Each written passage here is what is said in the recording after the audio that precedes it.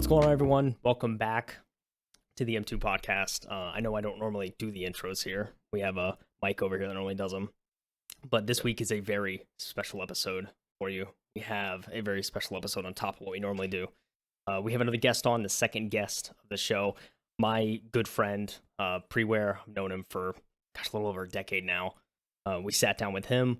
We talked to him, kind of got his history of how he started gaming and how he got into competitive gaming, and really with Call of Duty was his main game. Talked about that. We talked about skill-based matchmaking and microtransactions, especially kind of branching from Call of Duty and how that has affected the gaming industry as a whole. We certainly talk about a lot of different games on this episode. We also talked about the gaming industry in terms of competitive and eSports and where the top-ranked games are right now within the space, and in terms of earnings anyway. So it's a very interesting show. Sit back, enjoy it, and without further ado, here's our interview / episode with Preware. The big thing I want to start with is Preware. How did you start gaming? At what age did you pick up the controller and develop a love for gaming? PlayStation 1, I think. Well, I used to play like on Atari and stuff, like, ancient, yeah. I remember playing like Atari and then PlayStation 1. I remember like with PlayStation 1, we would set up like for the Super Bowls and stuff, we would set up like both teams before the Super Bowl and we would sim them against each other. I don't know, I was like 5, I think. But yeah, PlayStation 1, and then I got a PlayStation 2. And I think I started playing Gears of War and Gears of War 2. Never hooked it up to the internet. Never did that. Nice. And then whenever I went from the PlayStation 2, I went over to the Xbox 360. Yes, I connected that to the internet, and it was the most toxic days of my life. Oh man, early 360 days. Early 360 days. Yeah, so like, what year did you like actually like get Xbox Live and everything? I think it was 2008. Jeez, man. You're late to the party, but that's Yeah, okay. I was like what, like 9? I was gonna No, say, we were it had to young, have been man. it had to have been sooner. When did the 360 come out? It's like 2005, wasn't it? I thought it was 6? 2007, I think. It might have been Yeah, like mid I'll 2000s, double you check. know, I'll be the fact checker this episode. which was like mid 2000s. But Yeah, it was 2005. Yeah, maybe it was like 2007 then. I have no idea. I was late still. I was like 9. uh, like, do you remember what your first game was? Or like your first games? Yeah, my sister bought it for me, and it was Turok. Oh, baby. Nice, Oh, dude, Yeah. let me tell you, I hated video games at that time. I played Turok, the first mission, for like 4 hours, did not beat it. If you look it up at the first mission, if you look it up, it's there's so like hard. there's like a bunch of like little dinosaurs running at you, and that's it. That's all it is. You just had to kill them, and I just gave up. But I did spend a lot of time on that game afterwards whenever I went back to it. It was definitely like Turok and Rainbow Six Vegas 2. Oh, yeah. Those that series, not the Siege stuff. Rainbow Six Vegas 2, man, you had some dedicated people on there. They had the best progression system. It was like a progression system / like rank system, and it was just nice. And it had like a server selection thing and everything. This is back in like 2008, 2009. That What was was on, that? I mean, that's on These console too, right? Yeah, that's on console too. That was old Ubisoft. That's old Ubisoft. Yeah, Yeah, Old Ubisoft. sure. Yeah, And then I went from Rainbow Six Vegas 2, and all I would play ever is that game and Halo 3 custom games all the time. oh yeah, baby. That was way before I got into COD. That is all I played. Yeah. Hmm. I remember the Rainbow Six Vegas 2. I remember when we I think we revisited that game like when we started like becoming friends. Um that was fun. I played it for a little bit. It was was definitely pretty fun for its time, and like I don't know, it was it was a good introduction, I think, to the Rainbow Six like ecosystem. Because like I don't know, yeah, I mean, like what you said, they just did it right. I don't know, Mike, did you ever play the Rainbows, like the old Rainbow Six Vegas? I actually only played like once or twice, and it was because like my friends had those games, so I never actually had the opportunity to like play it myself. You know, it was like I Yeah. went over and they were just happened to be playing it when I came over. And I was like, let me try, and then I got killed immediately because I didn't know what I was doing. And then they're like, all right, well, let's go outside and do something. So I never got a chance to play those games. Yeah, man, like those games, like both of them, like you would have like the online portion where you like, you play against other players and stuff. And then you would have like a thing called Terrorist Hunt, which, terrorist hunt, the terrorists in a specific location amount. And like even that was like challenging, but like it was fun. And they had their own like story mode too and everything. Like what in the world? Those games, man. Too many memories. I was gonna say like because you met a lot of like your early like Xbox peeps on there, right? Like that you were friends for like years. Yeah, the one person I still am in like contact with is like because we have I have him on Facebook because his username back then was SWAT Reaper 619, and he really got me into Vegas too because like I didn't really know how to play the game, but like once he was like telling me, "Oh yeah, you just run around without like any armor on and just run at people and you kill them." Oh That's man. pretty much all it was. I mean, yeah, I have the I pulled up the trailer real quick to kind of see what the old Beautiful game. 2008 launch trailers look like for games. Such a So, beautiful game. it's so funny. Like they show like casinos and stuff at the start of the trailer. It's like in a Oh yeah. nightclub. It's like this Yeah. is sort of Rainbow Six game. Here's some like somewhat gameplay they show. Yeah, I don't know. this is old Rainbow. This isn't no Oh, here we go. Siege. We have a little. Oh, Oh yeah, okay. Like this is. I think. Those graphics still hold up. they I mean, yeah, do. Like, for real. Even the mechanics, everything holds up in that game. Yeah, it's crazy. This is like just seeing the little bit of gameplay in this brings back memories of like jumping through windows and stuff. Because it's like Yeah. it was so. It was like the only game of its kind. I felt like at the time. It's very like very odd. But yeah, yeah, you're so right. I mean, like crouching or like pinning up against the walls and stuff like that and doing peek shooting. Mm, I think yeah. the only other game that was doing that at the time was Gears. yeah. Like when it came to console. Yeah. Oh man, Gears of War. Love that game too. Especially Yeah. Gears 2, man, just like wall bouncing off and shotgunning people in the face. Oh, so satisfying. Yeah. It's impossible to like to shoot people too when they're going back and forth and using Yeah. that like not a glitch, but it's like they're using the mechanics so Yeah. fast that they're just like in the center of the hallway going back and forth really rapidly. Gears was silly. Yeah. I definitely dumped so much time into Rainbow Six Vegas too, though. But like, I would like flip flop between that and Halo 3. Like, I liked Halo 3 like online and stuff, but like I didn't really like the online like competitive wise. But like the custom games are where it was at. I remember having like full lobbies every single night just playing custom games. That was like the most fun in like a video game that I can remember having. Yeah.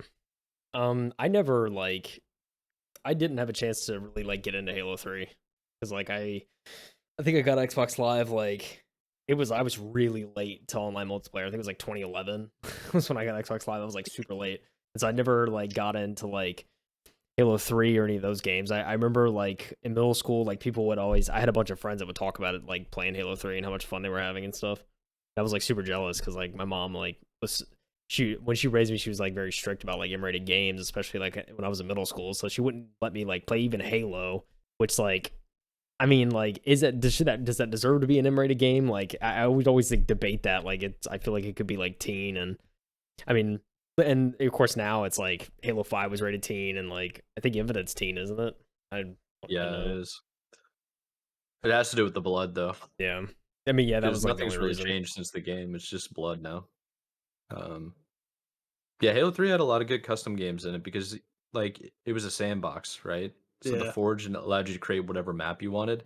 And then if you had good enough friends, like you could explain the rules to them, like something as simple as zombies back then, where you had Hmm. to manually switch teams. Yeah. Like you just set those like rules beforehand. And it's like, okay, let's play. Go there and play like Yeah. cat and mouse or like robbers and stuff. It's pretty cool. Hey, you had to like manually switch teams and everything. You had to like Oh set yeah. Yeah. those rules out. That's crazy. Yeah, because you played Halo 5 with us, right?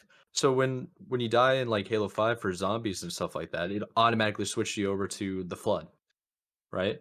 Right. But yeah, and they were doing like I was doing that in Halo 2, but we had to manually switch the teams. It wasn't automated.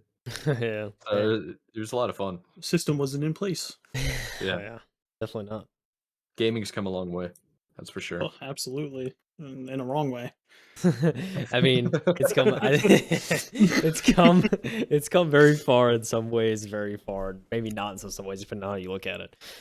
But yeah. So, I mean, you were super into Rainbow Six, Vegas 2, really grinding that game out, meeting a bunch of friends and stuff like that. When did you really get into like? So if I get the timeline right, were you playing COD 4 at all before like Modern Warfare 2 came out, or were you just like Modern Nope. Warfare 2? I actually like whenever I was playing Halo 3, I think it was around the time that World at War would drop Hmm. or Modern Warfare 2 was about to drop. And I was kind of like the Halo fanboy. Oh yeah, Call of Duty sucks, blah blah. Never played it in my life. Actually, hold on. I just brought up a memory. I remember playing Call of Duty. Was it 2, the big red one? I think so. Yeah. I 2. think that's what it was. I played that game on the PS2, I think, and that game was great. But other than that, I did not play any other Call of Duty game beforehand. I got into like World at War late, I think. I can't really remember. I can't really say much about it because I don't really remember that game. Modern Warfare 2, I remember like back of my hand. I love that game. That game was great. Oh man, that's God, I COD. remember even like the bugs and like the glitches and like the cheating and all that. Like the game was still so good. Just running around with the javelin on your back and running into like the trenches on Wasteland and then you dying and then everyone exploding. That glitch was great. The Bring those javelin back. glitch, man. Yeah, there was Yeah. so many iconic glitches in Modern Warfare 2. Which again, I Yeah, didn't absolutely. like. I got into COD like probably like Black Ops 1 was when I really got into COD, and so I never experienced Modern Warfare 2 until like after I had played Black Ops 1 a bunch, and like I overall definitely sank more hours into Modern Warfare 2, like in retrospect, because like man, dude, I didn't experience that game. Like I got into it late, but like that game was just like so much more enjoyable, I think, overall than like Black Ops 1 was. Don't get me wrong, Black Ops 1 was a great COD, but I don't know, something about Modern Warfare 2 it just like captured. It was like I don't know, back then it was definitely the peak. Like it was hard for like games to match that, I feel like. And especially like as the series progressed, it was hard to match that feel. I don't know, something about that engine was just so good.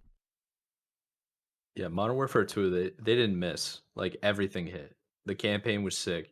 The multiplayer was sick. The progression system was sick. The matchmaking, like the way they integrated the players in was perfect. It's like Yeah. that game the maps were amazing.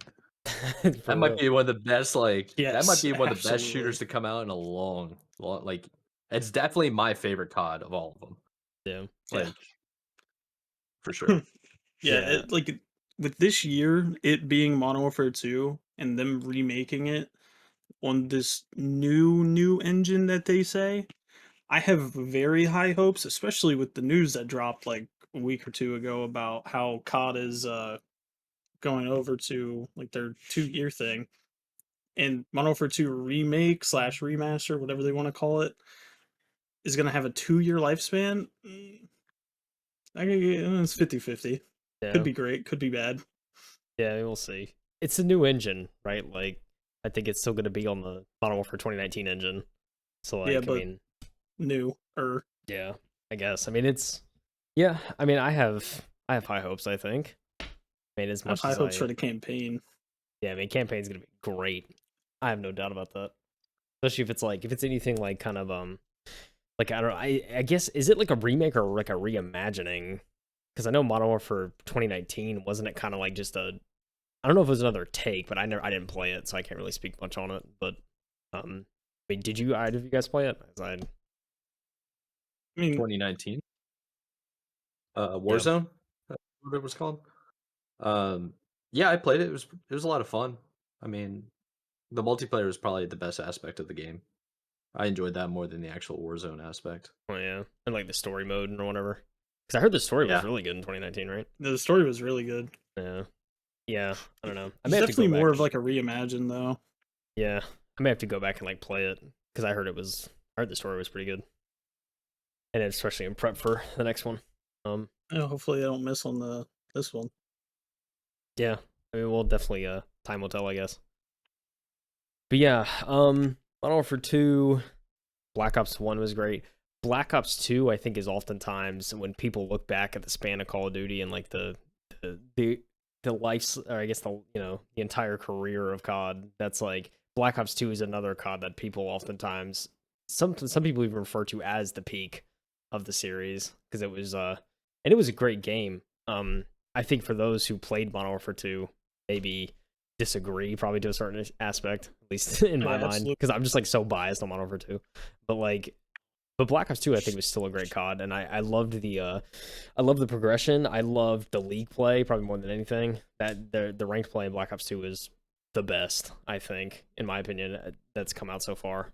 Can't speak to Vanguard, of course, because I think they just released theirs, but or like any others. Maybe I don't even. Did Modern Warfare 2019 even have like a ranked play? I think they did. Yeah, they did, but they did, but nobody cared. I'm pretty sure. It was like I can't even remember, honestly. Yeah, I mean I can't Now either. that I That's the think thing, about it. dude. Like, I have no yeah, idea like either.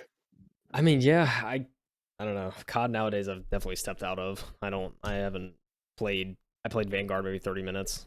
It was okay. It reminded me of Modern Warfare 2019. I was like, whatever. Kind of forgettable. Yeah. It's just, yeah, I don't know. I'm hoping this next one is a good one, but I guess we'll see. I don't know. There's a part of me that still fears that like COD is never going to go back to what it was in terms of like that like nice like nostalgia hit like Modern Warfare 2 or something. Like, man, it was peak, man. I don't know if I'll ever be able to hit it again. I remember just like back then, like once I got to like 10th Prestige on Modern Warfare 2, I would go and make like a brand new Xbox account with like a month subscription, like Yeah. free thing, and just on like a double XP weekend, see how far I could get. I did that like every weekend. I don't know why. It was just so like satisfying. And like the kill streaks in that game, amazing. The maps, amazing. Like Yeah. even Derail, probably one of the worst maps ever put into like a Call of Duty game. Besides, what is that one map on Black Ops 2? I don't even know. It's a really big castle map. Oh yeah, I know what you're talking about. Oh, Oh man, but even Derail, man, that game was great. yeah. I think it was like Silo too. Wasn't that Black Ops 1? Like a DLC map. I think it was called Silo, and it was like Is a it huge map. Harrier? I don't What was know. that? I don't know. I think it was like Silo or Silo. I think it was Black Ops Oh 1. no, that was World at War. It had CeeLo. Oh, was it? It had That the was big train in the middle, I think so. Yeah, something and like you could that. go under the bridge. That map was actually kind of good Was for it? being a big map. Yeah. Yeah, I don't know. But yeah, I mean, that game was fantastic, but I think it was so good that you got into like that was when you got into kind of like competitive Call of Duty, right? Like doing like game battles and stuff like that. I feel like I got into like competitive COD or in Black Ops 2. What I got into before I got into like really competitive Call of Duty, I got into competitive sniping, which, I was a competitive sniper, that's what they called it. I don't know if they still have that nowadays. They probably do. But I was on like a competitive sniping team in like Black Ops 1, and that's really all I did. I was like I was sniping. It wasn't really like, competitive back then. Other Yeah. than that, because like that's what Modern Warfare 2 was. Black Ops 1, not so much because like they really messed up the snipers in that game, but later on fixed it, kind of maybe I don't know. Yeah. But yeah, Black Ops 2 was probably whenever I got into like super competitive, and Yeah. that's around the time we started playing GBs. Yeah, game battles. I think that's yeah. around the time. I think so. I remember we played like game battles wise. I think we did mostly Modern Warfare 2. We did a little bit of Black Ops 1. I know like as Black Ops 2 and stuff came out, of course we did that as well. We played like competitive. It was just fun to just hop on and just like find game battles matches at like 10 p.m. and just like face like sometimes you get like really bad like players and then sometimes you just get like these like literally top 32 like insanely cracked players. I'll It peach was push. yeah, like dude, you just get some people who just grind it, man. Like I know I know one of our boys, Khalil, he was really good at the game. Gucci goggles. Yeah, bro. Yeah, he's a rapper now. I did Gucci makes pretty cool stuff, like pretty cool music. But but man, dude, that dude was insane at COD, and like especially like Modern Warfare 3, I think is why we played like comp with him on that. And like I mean, it was fun. Like he was a cool guy, but he was just he was like he just had like this natural talent. He would just like go into like matches and just like dominate, and it was like so insane to watch. And but yeah, like um, I know we played with him a lot in Modern Warfare 3, what I remember the most probably. And I can't remember if you played Black Ops, if we knew him in Black Ops 1 or anything. It was like That's like that.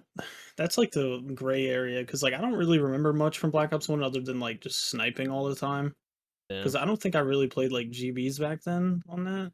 I think it was just Modern Warfare 2, Modern Warfare 3, Black Ops 2. I yeah. think that's all that really was. Yeah, that's about all I remember too. It was like those. It was fun, man.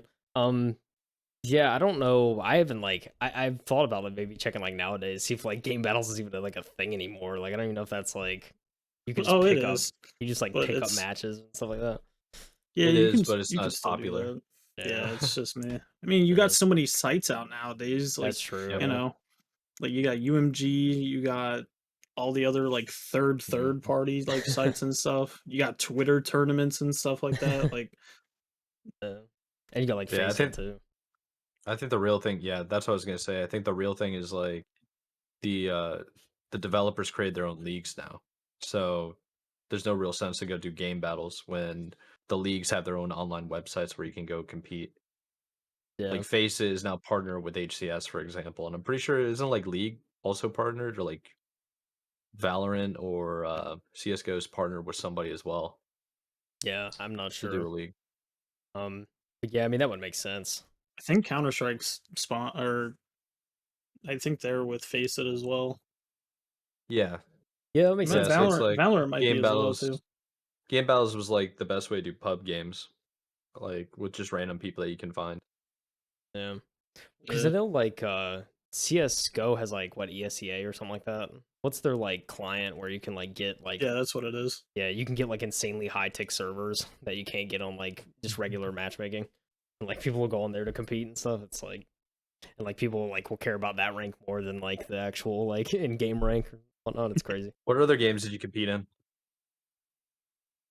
It was mainly Call of Duty. I mean, what I really got into was like when I really was competing, it was Advanced Warfare, and that's where like most of my earnings came from. Like back whenever I would compete in that. Um it was with, the person that's fueling my gambling addiction right now. His name's Dom. Me and him were competing in like Advanced Warfare, like on the 360 ladder because we didn't have Xbox Ones yet, and we made like pretty good push on there. We got like second place in this tournament. First place was cheating because 360 back then was Yeah. everybody was cheating. But yeah, I think I stopped like competing in Advanced Warfare. I mean, like I kind of just because pretty much after Advanced Warfare, like Call of Duty started getting like dry and stale. Like what was after Advanced Warfare? It was Ghost, Was right? I no Yeah, think. Or is that I thought so, no right? Ghost was before. was it? I'm pretty sure it was Like, Ghost and then Advanced Warfare. I got this. Let's find out. I feel like it was Infinite Warfare or Black Ops 3 actually. Let's see 2013 was Ghost. I guess it was before, huh? Yeah, 2014 was Advanced Warfare and Yeah, you're 2015 right. was Black Ops 3. Yeah, I'm thinking the timeline's wrong. But yeah. Yeah. Yeah, and I didn't really like Black Ops 3 jetpacks. Yeah, it was like a weird like thrust. Well, not Yeah, it's thrust. It like was like you a floated. yeah, exactly. It's And very it was, odd. I don't know, it was weird. Cause like Advanced Warfare, I mean, like you had like two chances in the air in order to like maneuver, and I felt like that had more competitive. Like you got to know what you're doing and how the mechanics work in order to like outplay people. Kind of like how Rocket League is. Like that game is all mechanics, all skill. You Yeah. know, and that's what Advanced Warfare was. But then they came out with Black Ops 3, and it's just this Yeah, hops. like you're just floating in the air and then you fall. I don't know, it was just weird. And then what was after that? Black Ops or no? Infinite Warfare, the Yeah. number one disliked video on YouTube. Yeah, it was, Yeah. oh man. That's crazy. Ugh, and they bundled it with Call of Duty 4 remaster. Yeah, which like I feel like a I lot of people just forgot ended about up that. yeah, a lot of people just ended up Yeah. going playing that, you know? Yeah, that's You had all you I had did. you had to buy Infinite Warfare or whatever to Yeah. get to it. Had to be the most hated COD ever. For Yeah, It was sure. bad. absolutely. See, here's the thing though. It was horrible to play, but like on the competitive scene and like watching pro players play it, it was fun to watch. Cause that's like the last Call of Duty I really kept up with, like on the competitive scene. And like Infinite Warfare, not fun to play, but I mean it was pretty fun to watch. But yeah, like once Modern Warfare Remaster came out, like I was like, yeah, whatever. I'll just buy this game and get the other game for free and play that one instead because this game's horrible. Yeah. Kind of want to play Yeah. Call of Duty now, though. I don't. I wouldn't mind. Like to me, Call of Duty turned more into like a casual shooter and less competitive. Like I joke around and I always say that it's now a gun collection simulator. You just Yeah. go in, you start shooting random people, and then you just all you're really trying to do now is rank up your gun. Shit. So Yeah. But even yeah, and like ranking up your gun just to put 16 attachments on it to make it kill somebody. Like what? yeah, yeah, What? So just weird. a little bit Like quicker. it's like the competitive aspect of it is to find the fastest time to kill with 17 attachments. Yes. It's like Yeah. what in the world? Like Yeah. dude, give me an ACR for Modern Warfare 2, slap a red dot on there and I'm good. Yeah. Dude. Like Oh man. I saw tweets too of like people in the CDL currently. Like they had like they've been having the tournaments, right? And like I've been seeing there was one player, I forget who it was, but apparently he forgot to put certain attachments on his weapons and his team like gave him Yeah. crap about it. And like he was like so disappointed because he completely forgot to add certain attachments because like they were critical for him to like do well. It was crazy. that is so absurd, man. Yeah. Like that I think that's the number one thing that kind of turns me off of COD right now too is like I have to get in and do bad on purpose just to rank up my gun to get those attachments that other people have already. And it's like, what am I playing for again? Yeah, that's a good point. I forgot about that aspect. Like I used to be big into COD 2 for Modern Warfare 2. And I remember I took a break. It was like a month off or something like that, like playing Halo or something, right? And when I came back, everybody had their guns unlocked and I couldn't do anything to like keep up. Like Yeah. cuz like when you start the game, if you don't start with everybody else, you're just going to get bopped Yeah. Yep. until you get a good enough gun. That's I mean, literally yeah, it. and then the term Christmas noobs was a thing back then too. And it's like Yeah, you're gonna get the noobs that hop on, they're level one, and you just they're free. yeah, they're free. They're free They're kills. free, man. Free real See, estate, like baby. back then in like those Call of Duties, like I remember like spawn trapping and going for like 100 plus kill games was like so fun. And I remember like Black Ops 1 Nuketown, me and a buddy of mine, we would like spawn trap and try and get past 300 kills like each, and we did it like once. And like I would that have is quit. that is yeah, like you don't have that nowadays because people either quit or it's skill-based matchmaking, everyone's Oh good. yeah. Yeah. That like Mike, you like brought up like, you play COD as like a casual, but like even as like a casual stand, Really like can't. you It's really not casual can't. anymore. It's not. Like you Yeah. purposely have to have like a 0.01 KD in order to try and have fun in Call of Duty because of skill-based matchmaking. It blows our Yeah. mind, man. I think Yeah, skill-based matchmaking also like ruins your stats too, right? yeah, Because if you go and you look up people's stats and you see a KDA or like kills to death ratio, right?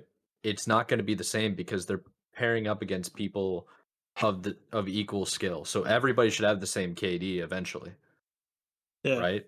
So it's pretty like much. how does that make sense if they were playing the overall population, somebody had a more comparable KD? Like it's more of a field to like compare, right? Yeah, I I feel don't know. like matchmaking systems in video games now are just so like overthought. Just Yeah.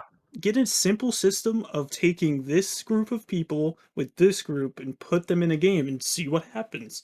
You know, don't put like statistics behind it like Halo Infinite has. 98% this team is gonna win. Yeah, no, Yeah. Why am I I love playing that. this Don't then? get me started. Why am I playing this? Like why am I in this game then? Like can you put me in like an even match? You know, maybe like something different? Yeah.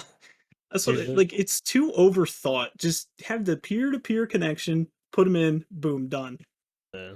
That's such a good word for that. They're just overthinking it. Like they just like I don't know why they ever thought like I mean I guess I could see why because they want like fair matches, but like and like in a casual setting, who cares, man? Like you're gonna have games where you do well and games you do bad, and like if you do bad, you can learn from it and get better. You know, like it encourage. I Yeah. feel like in most cases it encourages, right? Because you're like, well, dang, I didn't do that well. What did I do wrong? And you kind of like build on that with each win or each loss, and eventually you get to a point where you're like proud of yourself because you built up the skill over time rather than just like I don't know. It's yeah, I can't find one person. I think you even tweeted this recently, Mike. There's like you This can't morning. yeah, like you can't think of anybody who like endorses I don't skill-based matchmaking, right? Like yeah. Yeah, the tweet was something along the lines is like, I don't know anybody. Personally, I don't know anybody who has ever said that skill-based matchmaking is a good idea in like non-competitive games. Not one Well, person. I'll be the one person. All Now, right, this is gonna sound plead weird, your but case. yes, skill-based matchmaking can work in the right game. In an arena shooter, no. In a MOBA, no matter if it's casual or not, that should have kind of like an MMR system. That should have a system, you don't just get absolute crap teammates that just started the game in like a super oriented team game. Like Call of Duty, Yeah. that is not a team game. You run around and shoot people. especially the Like, casual setting. like Halo. I mean, yeah, Halo's like a team game, but still, you got people in Onyx that don't deserve to even be in bronze. That's a fact. It's just like it's too overthought in like the sense that everyone thinks like skill-based matchmaking needs to be in every single game. Team-oriented games, yes, it should be because that's how the game is. But other than that, uh, Yeah. I don't just it shouldn't be overthought like it is. Yeah, I Yeah. mean, I could see the point of like MOBAs, right? Like you were saying, like I Yeah. feel like MOBAs that makes perfect sense. Like you want teammates that know what they're doing, know their roles, know how to play. Like you want that, right? But yeah, I mean, for something like COD, like I don't like. I mean, cool. I get maybe get some bad teammates, but like if I get some bad teammates, I kind of hope that the other team has bad teammates because like if it's completely unmatched and they have a 96 win And they percentage, it's and they like never do. And they never do. They never yeah, have bad teammates ever. yeah, It's and that's never a like thing. it's crazy, man. They do it on purpose. They do. Yeah, I have a theory, and let me get your thoughts on this.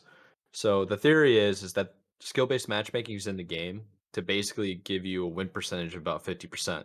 Because the overall goal is to have somebody win one, lose one, and go back and forth like it's a gambling addiction. Like sometimes you win, sometimes you don't, kind of thing.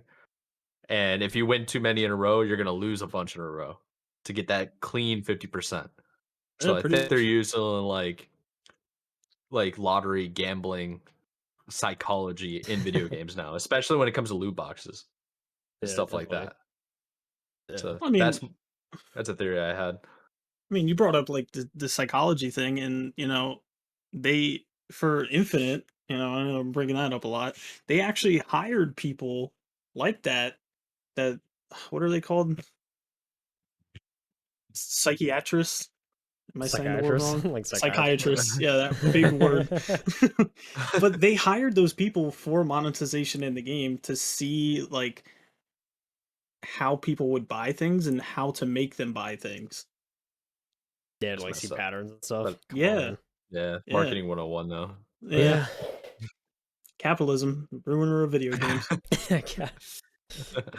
Oh, good old capitalism, baby. I mean, that's why skill-based matchmaking is still a thing. Yeah. Yeah, you're Because probably the right. casual players will, play against the other bad people. They'll feel better about themselves and they'll be inclined to buy more. Where the people that don't want that experience, that just want to play the game and, not have to sweat all the time, get off of the game and don't buy anything. Yeah. God, direct correlation, man. Like, are you gonna like if you with skill based matchmaking are probably like especially more like players that probably aren't as good, they're gonna play more, and then that inclines them to eventually say, "Hey, here's a store. You want these skins?" Like, and it's just it eventually buys them or eventually leads them to monetization and microtransactions, which is ultimately the goal, right? So I mean, I guess it Yeah. makes sense, but I just wish it didn't. I guess it's my only Yeah. thing. Uh, Maybe one day they'll revise the system.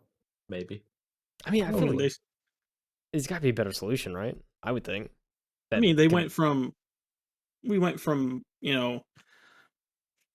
complaining about loot boxes and how those were a thing, and now we're into like a very heavily micro, not even micro, they're macro transactions now, like heavy prices for in-game stuff. And it's like Yeah. the only game that did it right was Fortnite, I and was they're just gonna still say doing it that. right. I was just gonna That's say the that. Like, it's the dude. only game that's doing it right and still doing it right. Man, me and Kyle hopped on Fortnite like what, like a month ago, so whenever Spider-Man came out. You know what I did? Oh, spent some V-Bucks. I haven't played that game in like a year. Guess what? I'm buying skins still. Oh man, the stores evolved so much in that game too. Like they offer so much more now at once. Because like back then it was like maybe four, maybe like So two bare bones. skins with like a couple dances and like a pickaxe, and that was it. And now it's like there's literally probably 8 to 10 rows of different skins from different stuff they've recently put out. Like I know there's like football and like NFL skins, basketball skins. There's like Uncharted skins that just recently came out. I mean, there's like so much now that's available for purchase and like on a rotation.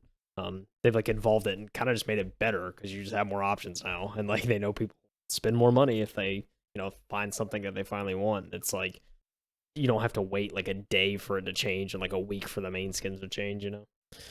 So, dude, Fortnite, man, they did it right in there. I like if you see a skin and you want to buy it, you don't have to roll anything. You just click the buy now button and you're in there. I think it's how it should be, man. And we could even get into like chess systems. Like I Preware and I play Smite sometimes. That like the chess rolls in that game drive me insane. It's like you literally have to sit there and spend like how much is 400 gems in that game, Preware? I don't even remember. Like $8. Yeah, it's like $8 a roll, man, for some of these chests. It's ridiculous. And like some of them are like only 200, but it's like the skins really like are kind of They're not the best. Like sometimes you'll find like some diamond in the rough, but like you still got to roll for it. Maybe RNG to the max in that game, and like I just wish it wasn't the case. Like I feel like they would overall make more money if they just didn't hide things behind chest rolls and they just like maybe charged a little bit more, but you're guaranteed that skin, or charge the same because $8 a roll is ridiculous. But Yeah. it's Especially if you're gonna have like it's $8 a roll and there's 300 skins in there, and the one skin you want is a 1 in 300 chance. yeah, I don't Might be That's a less lot than of that. money. yeah, who knows, man? I don't know what the probability is if they like if they change the probability of some skins or not, like to maybe get a higher Yeah. chance. But like, I feel like that'd be a little illegal though. yeah, I don't No, know. they've done. There was a company that did that. I forgot who it was. It wasn't Overwatch. I think it might have been like Star Wars It Battlefront was 2. probably Star Wars, yeah. Because I know yeah, they had a they debacle. yeah they had a loot box system where to unlock like a certain character or something like that, like you had to roll the dice, but somebody spent like $500 and rolled it and used like a computer simulator and was able to find out like that specific character had like like less than a 1% chance of actually showing up, or like something insane like that.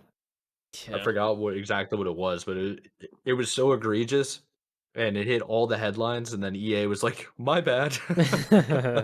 So like first time they've ever admitted any wrongdoing. So that's how Oh. bad it was. Like, I mean, stuff like that, like especially the mobile game market, man. They find whales and that's they wild. milk their players. It is ridiculous, especially games like Clash of Clans, dude. Oh my Yeah. gosh, like, Well, it's funny you bring up Clash of Clans because like I feel like that is like a very very balanced like transaction game. I mean like with like majority of what they offer, I mean you really don't have to spend money. You just have to spend time. It's more of like a pay for convenience than like a pay to win or right? just pay it all. Yeah, But Yeah. like I feel like what they have like now like they offer a lot. Like if you're offline for like 6 months or something, your base will just automatically start upgrading things. Like yeah. I hopped on it like a week or two ago and I had like 10 things upgraded and I was like, oh that's cool. Closing the game for another, year. You know? Yeah. Dude, that's so true, man. Like when you open that game after a long time, it'll like they try to rope you in so hard, and they'll just be like, the "Here, we'll upgrade this. We'll give you this amount of like elixir or whatever," and like they'll just literally give you max resources and some, and then like like, "Hey, you can upgrade this," and it's like cheaper or whatever. Like they really try to like they want you back on the game bad. They try to. the I mean it's lasted this long, I mean they gotta be doing something right. I mean Yeah. and they incorporated like skins and stuff for like heroes and stuff, which is pretty dope. Yeah, I mean, the clan war stuff is really cool in that game. Like, it's fun when you have a clan that actually like wants to participate. Like you get a Yeah. group of guys, and it's pretty fun. But yeah, I mean, I don't know much other mobile games because I haven't like looked around too much on the mobile game marketplace. But I've just heard stories of like of people just like getting absolutely milked in some games, and they just like will end up spending thousands of dollars like just out of nowhere, and Yep. they won't even realize it. I was one of those Sometimes people. sometimes the ads are like way out of control too. Like after any single Yeah. game, you get hit with like a minute long ad, which is an eternity on your phone when you have like you're literally one button away to go to Instagram. And you're telling me that I gotta wait 60 seconds to play this POS game that I downloaded? Like, I can double tap, go to Twitter, find something new, you Yeah. know? Yeah, I mean that's how mobile developers make their money for the most part, especially if they don't have Yeah. people like paying, right? I mean, like Flappy Bird, what was it, 2012 that game came out and like took the App Store by storm and like Yeah. and the developer shut that game. It was like one guy, he shut the game down because he had made like 50 grand in ad revenue in one day and like he was getting so much hate that he just shut the game down because like everyone was like just mad at him for I guess like I don't know, probably like multiple Making reasons. money. Yeah, like something. I don't know, man. And He now, was 10 years later, that's literally everywhere. Yeah, I know. I mean, I don't know. Look. I'm all for it, man. Chase the bag, Like if that's how, especially in like if you spend a lot of time making a mobile game and it's like beloved, I don't know. Just trying to say you deserve it, Like you made this product. The Gotta only market thing it, I have dude. an issue with is like unsolicited ads. Like you're playing the game and it just pops up and you just can't do anything. Yeah. Or like The you have to games where wait like a like certain time. yeah, the games where like you can like watch an ad for like more progression, more money, more coins, diamonds, blah blah blah. I tap on it, put my phone down, do something else real quick, go back. But like you go to Twitch, you click on a stream, 10 ads. You go to a different Yeah. stream, 10 more ads. You watch the stream Yeah. for a little bit, you go to a different stream, 10 ads. What why? I'm just trying to watch someone and like I can't even watch Twitch streams anymore. Hey man, $9 a month, bro. They all goes away. Yeah, that's cool. And I'm still not gonna watch. I'm not gonna watch or pay. Oh man, I had Twitch Turbo at one point. I don't know. It was honestly a mistake. Never buying that again. Um, Get a cool badge. yeah. What is it? The battery light with the lightning bolt in it or something? I have no idea. Forgot. Yeah, I stopped paying for that. I don't know, especially after like Twitch's like. I mean, that was the whole thing too of like Twitch's like behavior towards like they were certainly like prioritizing like creators and like forgiving like certain creators over others and like what's the word? I can't think of the word right now. I know the word. I know. It's like It's too big of a word for me. I'm forgetting it. Darn it. I'm I wanna thinking figure this nepotism, out. but that's something that happens when somebody owns the business and they give them favoritism. Is that the word Favoritism. you're looking That for? I Yeah, that works. favoritism. Yeah, favoritism. Like that, Yeah, dude. There's so many. privileges. Yeah, I mean, there's so many. Yeah, like Twitch had clear and blatant favoritism of some of their streamers, and it's like, Oh yeah, it's just gross, man. That's why, like, I couldn't support like I'll sub to, you know, of course I still have subs to some streamers, but it's like, and because but I only do it because I'm supporting them. Like I don't, like I get Twitch gets a cut, but you know, sometimes I wish I didn't. It's kind of like, it's what it is, man. But I can go on and on, I guess. But yeah, unsolicited ads. It's ridiculous, man. Twitch needs to figure it Yeah. out, especially along with, you know, I mean, you know, mobile games, I guess, you know, they got to make their money, right? I mean, it's in some cases, you know, you're stuck for 60 seconds. In some cases, it's only like 10 seconds and then you can close it, which is great. I mean, if you're not interested in something, I feel like consumers should have that option to, you know, get rid of the ad if they're not interested. And like YouTube's a perfect example of doing it right. Like they give you targeted Yes. ads, you can skip them in most cases, and sometimes it's just banner ads. You don't even have to sit through a video. Right. Google did I it remember right, I got man. like I remember I got like a 20-minute YouTube ad once, and I was like, What is Yeah, that? there's That's some a whole people video. I mean, yeah, man. There's some people that pay for ad slots, and it's like they'll post like a at least a 5-minute video, 20-minute video. Like I saw one that was like a 2-hour lecture, and I was like, why is this like a thing? But thankfully, you know, all those are skippable, of course, because I think after a certain length, they Yeah. have to make it skippable. Yeah, man, they do it right. I mean, I pay for YouTube Premium, so I'm not worried about. I haven't worried about ads in a long time because I just consume so much content. I'm like, I might as well just like pay a certain amount. Yeah, see, you know, paying for an amount to not see ads is great. Oh yeah. But when say Twitch, for instance, you can't sub $5.99 for every streamer that there is. You Yeah. know, unless you're like a gajillionaire.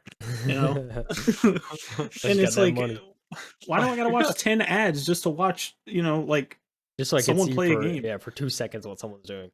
Yeah, It's it's yeah. ridiculous. I don't know. Yeah, like the reason I pay for like YouTube is because I love the platform and like I want to support it. You know, part of the reason. Like, hey, if I don't get ads in the process, like, yeah, dude, I'm for it. You know, it's like Discord. Like, I don't pay for Nitro, but like Discord Classic. Like, I have like the lower tier one. I'm probably gonna upgrade to Nitro at some point soon because I'm like missing out on some stuff.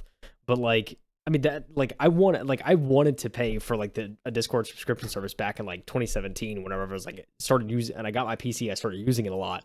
Like Discord is something I use daily. I want to support the creators. Like that is like because they made a great product, right? Like I want to support that. And so when that subscription service, when I realized that was like a like Discord Premium or whatever, like I immediately jumped on that because it's like I want to support this. Like that's how you know you have a good product, man. When like people want to like give you money even though they don't need to. Like Discord free is like great and like it offers a whole lot more than it probably should for a free service. But like, hey, like especially if I get extra perks and stuff, like I'm all in, you know. Yeah, and that's good marketing too. You know, that actually ties into something I heard recently about this guy that was like big into marketing. Famous person. I can't remember who it is, but if I do, I'll let you know so you can put it in the credits. But it was somewhere along the lines of like setting the company culture of providing good quality. And it goes like with gaming too, because some of these companies don't really produce quality. They're just trying to make money, right? So what they were talking about is like it was actually had a major compliment to the Japanese culture and Japanese companies, where when every like American companies, for example, some European companies are the same. They always advertise like, "Oh, we have the best, the high performance, the greatest quality product, high performance, high quality." Like that's their MO. Japanese products companies do not advertise that ever. They never say it's high performance, but everybody associates them with high performance or like high quality. And it also comes down to games. Like anytime you think a Japanese game coming out, it's gonna be the best. Like you know it's gonna be good. Like Nintendo hits, for example. Yeah. Like it's different, but it hits. It's Right. like Activision. Eh, I don't know what's coming out of there. You know, Right. EA. You know, Yeah, Quantity over Ubisoft. quality is coming out of Activision. yeah, Yep. Hopefully that changes with the brand new acquisition from Microsoft. You know what I'm saying?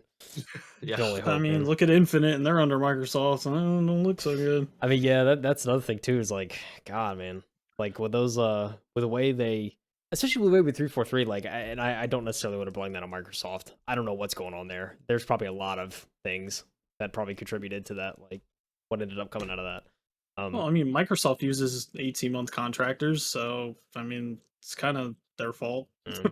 I mean, yeah, Yeah. and who knows that I have no idea if that.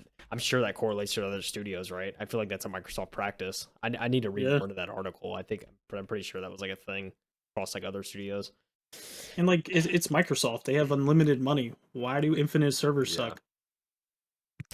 I know Yeah, Mike they was real passionate. don't about get that. me started. This is a problem that they've had since Halo 5. Like, since the beginning of Halo 5, they decided to put all their servers, dedicated servers, on Microsoft Azure servers, which are shared open business servers to anybody that can afford it. You can create a Microsoft Azure server right now if you Yeah. wanted to, and put it in the same location that the Halo Infinite servers are. And I think that is what's bottlenecking Infinite, like, netcoding, and well, the game netcode's already screwed. I mean, I'm not a programmer, but the servers in general are even worse, I think, because of that. Yeah, possibly. Yeah. Gotta get some. You'll see like a 20 ping server, but it'll actually feel like 80, is what I'm getting at. Yeah, all the time, man. Every time. Gotta get on to AWS. Amazon. Who knows, man? Something. Just Well- create new servers. Unlimited money. Yeah, just scrap Unlimited money, baby.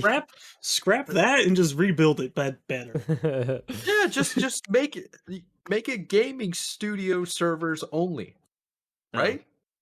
Gaming only, business only. And hire some salaried employees. Darn it! You know what I'm Oh saying? my god. Yeah, Imagine, it's not man. for this contractor I'm stuff, like, bro, man. What? actually give some people jobs with benefits because you got that money. You know what I'm saying? Yeah, there's probably some tax benefit somewhere along the lines. Yeah, There's gotta maybe, be dude. it's a money incentive ultimately. Yeah, something, One man. term. Capitalism. Oh, Probably not with how bad Infinite's doing right now. yeah. Who knows, it's- man? I don't know. I haven't played it since the update. I've heard that the match, like the custom game system, is actually broken now. Like, people are joining into custom games that aren't on other people's friends list. They can't see each other, so they can't choose each other's teams. Like in the lobby. The other problem that I heard was when you load into matchmaking games like solo duo queue, and people are like too loud or whatever reason you want, and you mute them in game, it crashes your game. So Yeah, just heard boot that. you out immediately. Yeah. So they're I'm at the point where I think they know all the issues. I just don't think they're capable of fixing it, which is way more concerning to me. Yeah, I don't know, man. I mean, you seen the community team over there, dude. They were like off. They were off their rocker this week, and I mean, rightfully so. I mean, there's a lot going on in the world, right? Like, still, man, Yeah. it was crazy, dude. They took it out on some people. Yeah, they let the internet get to them. Yeah, definitely, That's what happened. definitely, man.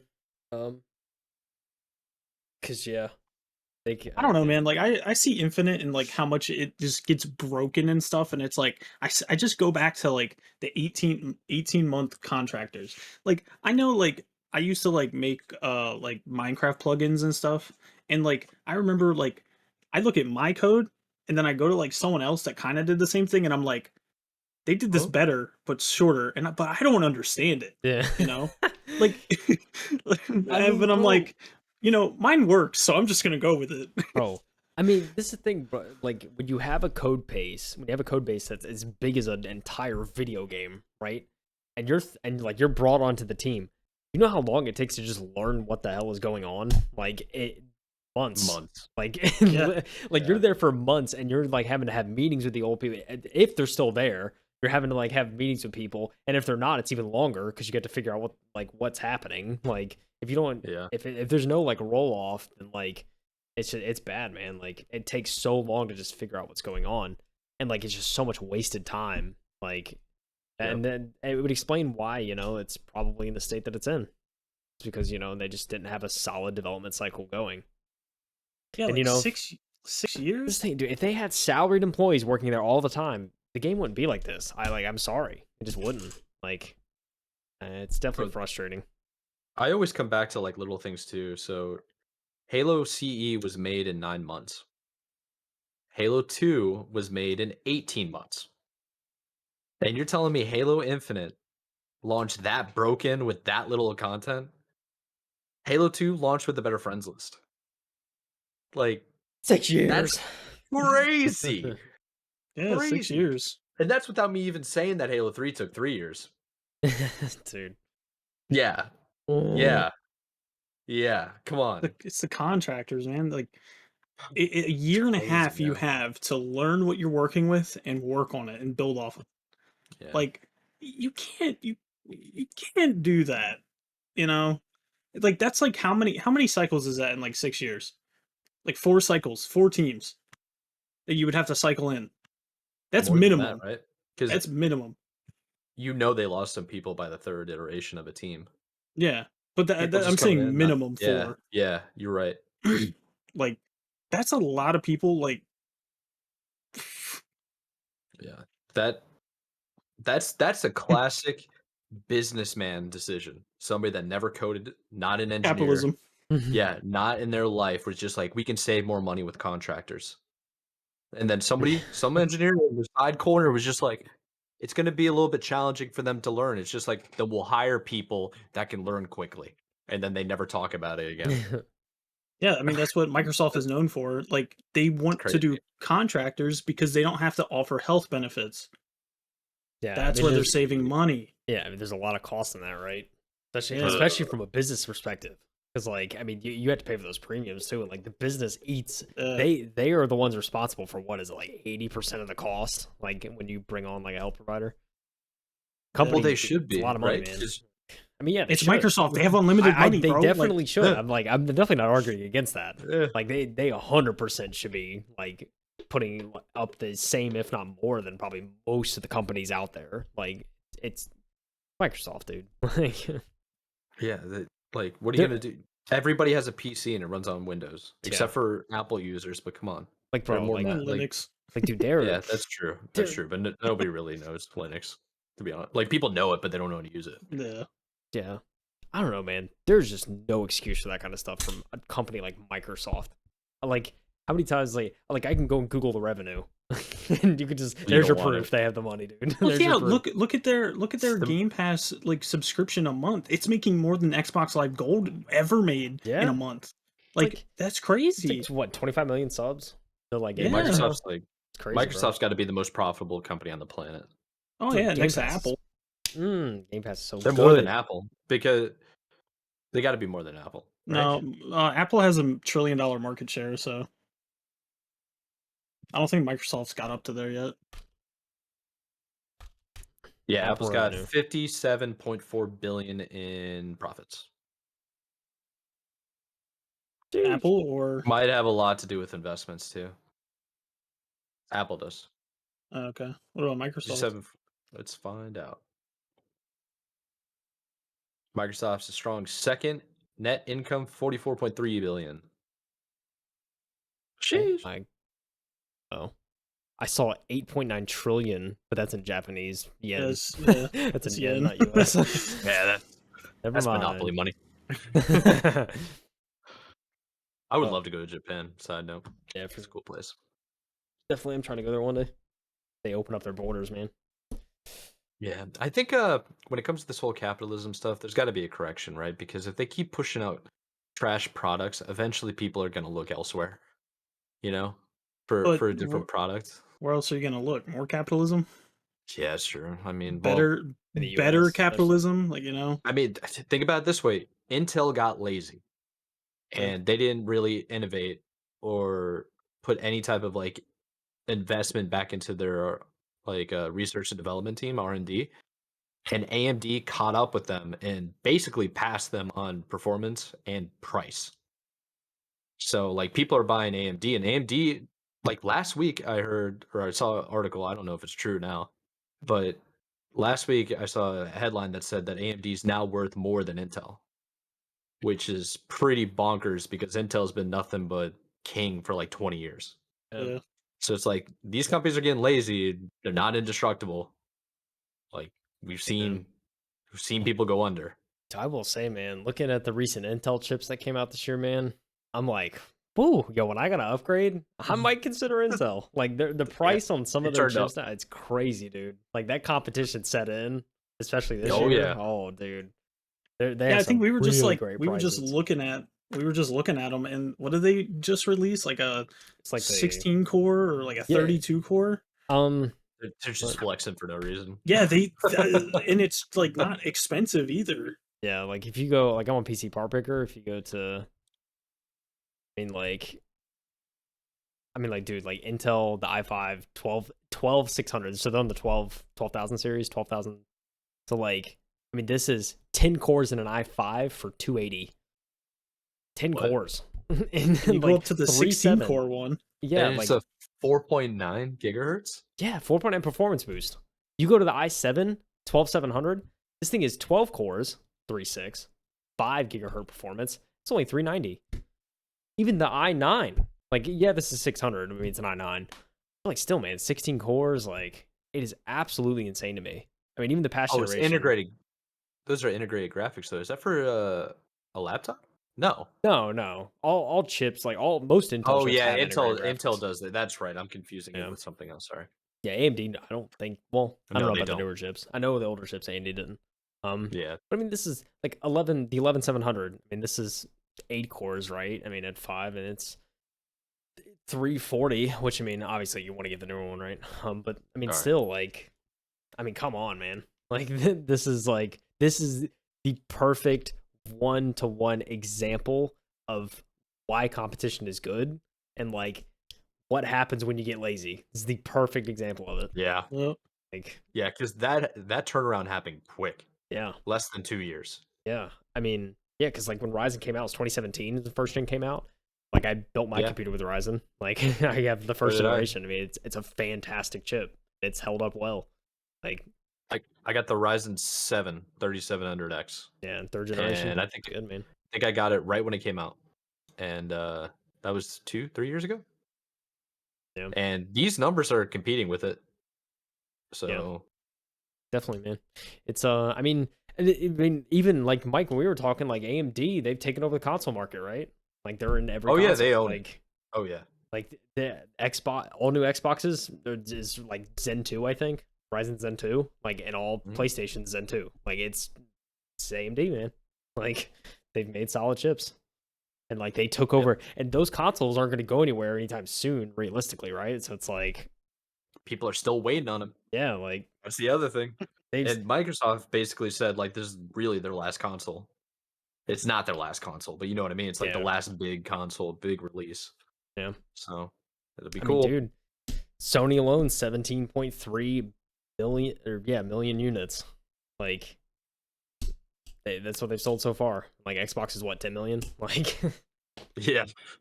it's a lot of AMD chips too, man. It's like it's crazy. how many of those are scalpers sitting in warehouses though? Yeah, I don't know. The article we read, it was like I think 17.1 million they said have reached consumers of the PS5. So I don't know Yeah. if that's scalp numbers, like if It's that's probably like including 0.2. scalp. Like I don't know if the Yep. 0.2 difference between 7.3 and 7.1 is scalpers or not. I don't know what that If it- number is. Yeah, if it's not just scalpers, it also has to do with in-store products, Yeah. probably. So like any type of retailers buying it for themselves, you know.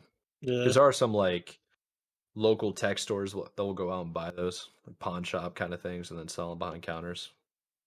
Cash God, only places. don't get me started on those places. I used to support mom and pop like shops and stuff like that, but I have like a card shop in town where I live. Man, they overcharge out of the wazoo. Like I understand, we're in a capitalistic market and you need to make money, but you're not beating me going over to Walmart and spending $20 less. Yeah. Like, Yeah. Profit margin. Or just going to Amazon. Some yeah, places. well, yeah, Depends on what you're exactly. getting. It's like, because like I used to do like Pokemon cards and stuff, and I bought a whole case from them of like these Elite Trainer boxes. I could have bought a whole case for 500, but supporting a game shop, card shop, $750 for a whole case. I did not make my profit back. I made No nothing back. shot. No Nothing. shot. I was like, yep. After that, I was done. I spent $250 extra and I didn't get anything out of it. Crazy, man. Yeah, I mean, I get it. I think about mom and pop shops. I certainly try to support where I can, but it's like, yeah, to a certain extent, it's just like, man, it's just like I can only support so much, and it's like you're just, I don't know, man. I gotta be selfish, I guess, at a certain point, but Don't just overcharge. Like, I mean that place that we went to, Kyle, that like arcade place. yeah, I don't remember what that was called, but like that place was cool. I definitely overspend there because that place was awesome. Like they yeah, definitely put a lot of work into what they're doing. And I yeah, know those like old arcade like cases and stuff are very expensive. So I mean, yeah. I'll sit That's there and Yeah, I mean that one shop. That was the one thing that was really cool about that shop is like like Mike, we essentially have like a local store near us that sells like old retro consoles and games, and like if you want like an N64 game, they have like a whole like case full of them that people like sell to them and they resell them. Do the same with like NES. Pretty much any console you can think of that's like, before Yeah, 2005 they have there, right? So it's like that's what their big thing is. But they also do like card games too, like Magic, D&D, and like all that stuff. So if you want to get like dice and stuff like that, you can get there too. But another big place, and I think where they make a lot of their money too, is just they have not only in the store with where they sell all the consoles and stuff, they have like 10 or 15 like arcade cabinets of different games lined up that are just a quarter a play. So you just bring a roll of quarters, you can just like the old days, right? You just bring a roll of quarters and play at 25 cents a play. But they have about 10 or 15 cabinets in their store, but they also have a completely other space that they bought out next to the store that is completely just dedicated solely to arcade cabinets. And you go in there, it's like 50. You can just go and play whatever. It's really cool.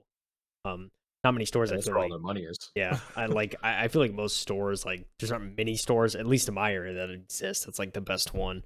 But it's cool to see that like old arcade, like it's cool to see that exists. But yeah, I mean the store's great, man. Like that's one like local shop it's locally owned and it's like fantastic. It's like you could go there and like easily spend money. yeah, those are the places you definitely should support, not the places that'll genuinely rip you off for no Yeah, reason, and yeah. then just say we're a small store. Okay, Yeah. like I support small businesses, but don't price gouge for that sole reason. Right, Like yeah. you want people to come to you instead of big corporate. Not Yes, give them a charging, reason. yeah, not charging Yeah. 25 extra dollars for like one thing. Like, what is that? Yeah, definitely not. Capitalism. This episode is Capitalism. now called Capitalism. That'll be the title. It's capitalism. Jeez. There's good and bad things about capitalism, but Yeah. mostly bad. So this list is just the biggest esports game every gamer should know is the title of the article coming out of Influencer Marketing Hub. I'm interested to see why Dota 2 is the top and not Fortnite. I know Dota is massive, don't get me wrong. Yeah. Starcraft's pretty huge too, but it's not that big in North America. Yeah, so the Um, article states in this post they've sorted the biggest esports games by the amount of reward money that they have awarded for tournaments. All information on this and oh, yada yada yada esports earnings. There's a website. I don't know. Look at that later. So if we look at, I guess Dota 2 is 224.7 million total prize money awarded. Fortnite certainly isn't nearly as much. It's only 89 million. So yeah, they're just going kind of by the amount of money that they've given to players. And granted, Dota 2 is an older game too, right? So you got to kind of factor that in. yeah. But yeah, Dota 2, personally for me, I've never played it. It's just a MOBA that I think Valve released, right? It has a huge following still. I mean, if you look at Steam charts, it's like still one of the top games pretty much every day. It's By the way, I'm gonna add a side note. Dota 2 came out in 2013. yeah. Definitely not older than Counter Strike. Oh, definitely not. Definitely not. This is not the oldest game on this list. I'll tell you that right now. But yeah, but I don't know. Yeah, Dota 2. It's one of those games I personally have never really played it, never really got into it. But it is insane the amount of money they give to people that compete, which is great to see, right? Because if you really want to, if you want a game that'll guarantee you some winnings if you're good, this is definitely one of them. I don't know. I don't know, Mike, have you ever played Dota? I have not, but I've watched some of it. I never know what's going on though. Like Same. there's a skill gap in watching for sure. Yeah, definitely. I don't know, Preware, you played Dota? I mean, I played it like a few times, but it's no Smite. We'll definitely get to that. It's the top down view that I just cannot get with. That is like Dota and League. Yeah, I don't know. Yeah. I get the kind of isometric style. I'm the same Yeah. way, man. I can't. I don't personally, for me, the isometric like format just isn't something I vibe with really. Um, D's your own, I guess. But yeah, so Dota 2. I don't know. I personally, I don't know if I'll like ever get into this game because again, it's just like not really my wheelhouse. But who knows? Maybe I'll catch myself playing League one day. I still have not played League of Legends. It's like the one game that like I feel like everyone's played. I haven't played. Anyways, Counter Strike. Now this is CS:GO, right? This isn't including like 1.6 and 1.6, like yeah. the old like CS, right? CS:GO was 2012. It came out. Currently awarded 96.5 million. This is a 2021, of course, when this article came out. CS:GO, of course, I've played. I know Preware's played a lot. And I know Mike, I'm sure you played at some point. I Oh, feel like yeah. everyone, at some point's played. Everybody's tried it at least once. Yeah. Like if you have a PC, it's like you don't need a super insanely good PC to run it, right? You can run it on like a laptop in most cases. You can run it on a toaster. Like Honestly, honestly, it's so perfectly optimized. Like just So- turn the settings down, you're good to go. so great. Super popular. Yeah, it's always a beep too of like enthusiasts whenever they'll like make a new build. They'll just be like they'll jokingly go to CS:GO and see how many frames they can get. Yeah. It's like 1,000 in some rigs. But yeah. So the article stuff has also like noteworthy tournaments and stuff. I feel like a lot of CS:GO, like the big tournaments are like over in the East, right? Like in the I feel like I don't know, NA may have big tournaments. I don't follow the scene closely, but I feel like when I watch like CS:GO tourneys, it's like in like Germany and stuff. It's like where like the major Yeah. events are. I mean, they're doing one right now, or they just finished up right now. It's Katowice in Poland, and yeah, all the best players are from Europe or Eastern Europe. Yeah, I feel like Like, the EU scene's huge in CS, right? oh yeah, it's Yeah. insane. Like when it comes to when it comes to mouse and keyboard, just Europe is just better than NA. Like it's not even close. Like, it's crazy. It's just consistently better over there. Yeah. Oh, yeah. I know some of the key players, like maybe even NA players, like Scream was like a huge like he's one of the goats. Like there's like nothing. I think was a huge like CS player. Yeah. But yeah. So I don't know. Everybody off that like OG Team Liquid Cloud9 team. Yeah. Yeah. Yeah, those guys are goats. Preware, how many hours you have in CS? A gross amount. 656.4 hours. Dang. Pretty high. Highest rank was LEM. Nice. I don't know what that is, I'll be honest. Be transparent with you on that. But yeah, CSGO. That's it. I have 107 hours, but I've never played rank. Competitive, man. Yeah. Yeah. Oh my god, I almost had 1,000 hours in Rocket League. Oh, I'm well Rocket League. past that. Rocket League I don't think's mentioned in this, which is Oh, very it's in the interesting. list. oh, it is. Oh, It is it? is. Oh, at the very end. Okay. Yeah. We'll Yeah, get I there, have I guess. 450 hours on PC and then like another 600 on console. I got the game when it first launched. I don't remember. Fortnite, baby. Tried and true. I feel like this is Yep. like OG Fortnite. Yeah, 90 million. See, it's like the total prize is crazy to me. I mean, I guess like Fortnite I follow more closely, right? So like whenever that came out, like it blew up and they had like the Fortnite World Cup and stuff like that. And it's like you had these insane prize pools. And you have like I think it was like 2019, you had Booga walking away with like what was it, like 1.5 mil from his win Yeah. or something. It was insane. And now he's like one of the biggest Fortnite streamers, right? Just based off that tourney. That was crazy. Like his career like popped off after that. And I don't know, Fortnite's provided, especially it's made a lot of Twitch streamers grow, right? It's like it's one of the few games that has like really blown up probably the most people and like really created careers. feel like that's what really got like people into playing video games too, was just Yes. Fortnite. It is Yeah. definitely just like the ground for like, back when we were in school, you talk about video games, you get made fun of. But nowadays you play Fortnite, you're cool. That's like what happened. It's like what? It's a huge Complete shift, 180. Yeah. man. Yeah. I'm all for it. That's pretty Yeah. cool. Yeah. I don't know. Like I've been playing Fortnite recently, like especially with Preware and stuff like that. It's fun, man. Like yeah, I don't know. I get back on it. I'm still having fun with it. Like, Oh, yeah. I don't.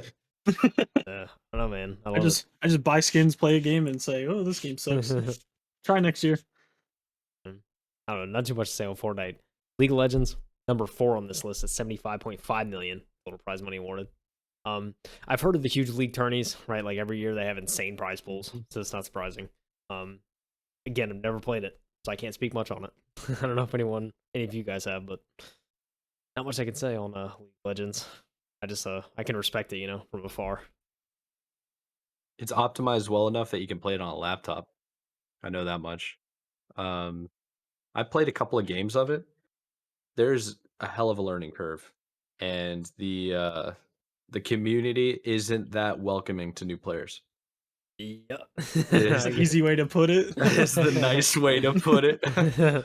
Yeah, there's very little patience. You are expected to read an entire novel, watch multiple YouTube videos to fully understand the game, and then play nothing but bot lobbies until you figure it out. And then you can go into ranked and then be yelled at. No, it's all text chat too, baby. Yep. But I've certainly seen a lot of people play League, and yeah, I never get it at all. Like I kind of get it to a certain extent, I guess, because like after playing like a game like Smite, that's a little more like third person, and but still kind of More same idea. You casual. have your towers, you have your gods, Hmm.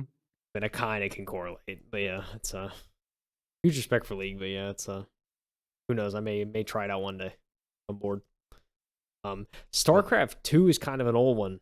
I'm gonna be honest. This is 2010. It says it's a release year. Feels like it was longer ago than that, but I guess that's true. 33 million in total prize money awarded. I don't even know if there's. I doubt there's still active StarCraft 2 tourneys. I feel like this game is definitely seen its days, right? But um, but yeah, I've seen that RTS is kind of like I don't really see too many competitive RTS stuff now. I feel like it had its moment. Yeah, it hasn't been innovative Yeah. in a long time. Um, I mean, but look at the price jump they still between have 4 and 5. pretty good Right. like tournaments going on right now for StarCraft.